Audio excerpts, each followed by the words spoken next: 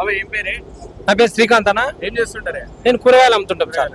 So ఇప్పుడు election ఉంది ఈ ఏరియాలో జూబ్లీహిల్స్ క్లాస్. ఎట్లా ఏ పార్టీ గెలిస్తే బాగుంటది, ఏ లీడర్ గెలిస్తే మంచి ఉంటుంది అనుకుంటారు?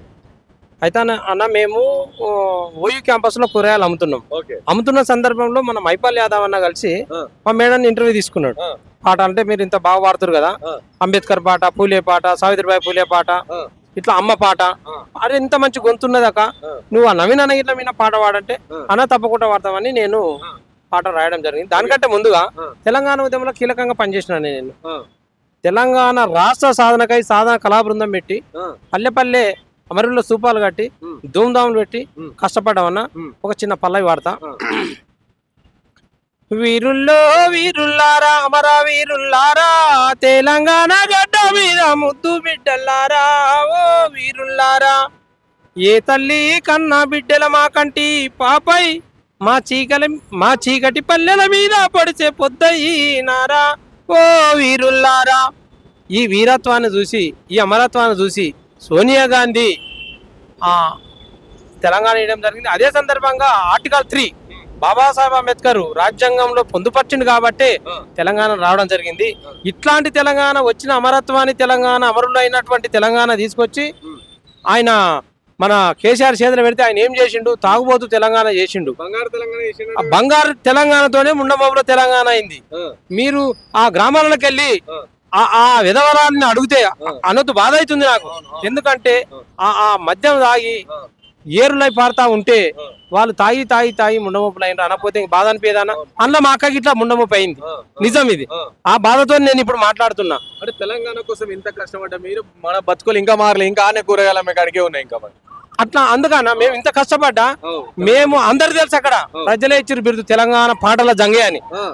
కానీ అక్కడుండే టిఆర్ఎస్ నాయకులు కనపడతలేదు, ఇక్కడుండే ఎవరికి కనపడతలేదు. వాళ్ళు ఎవరైతే టిఆర్ఎస్ జెండా మోసిండ్రో వాళ్ళకే పాట రాకుండా నౌకాలు ఇచ్చిండ్రు, కానీ మేము కనపడలే.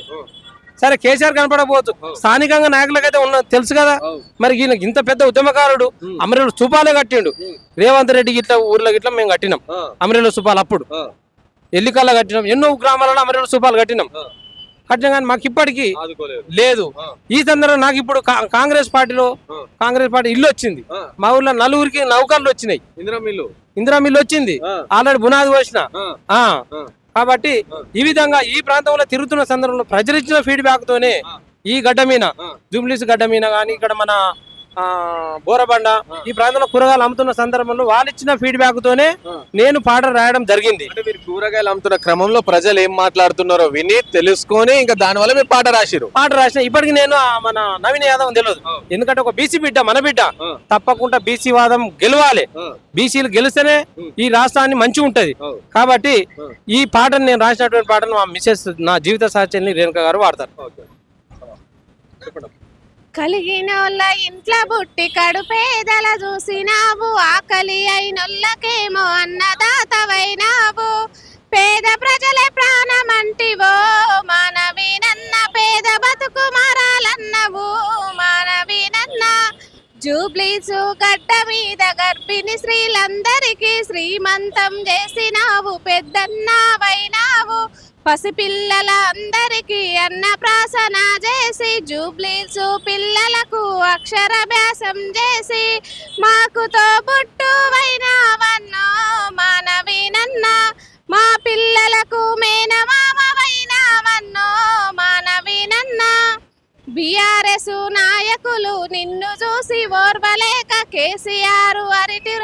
కేటీఆర్ హరీశ్రావు నీ పనులు చూసి కండ్లు మండి వాళ్ళ గుండెల్లో గుబులు పుట్టెను మానవీనన్న, వాళ్ళ గుండెల్లో గుణపమైతివో మానవీనన్న. దొరగడీలు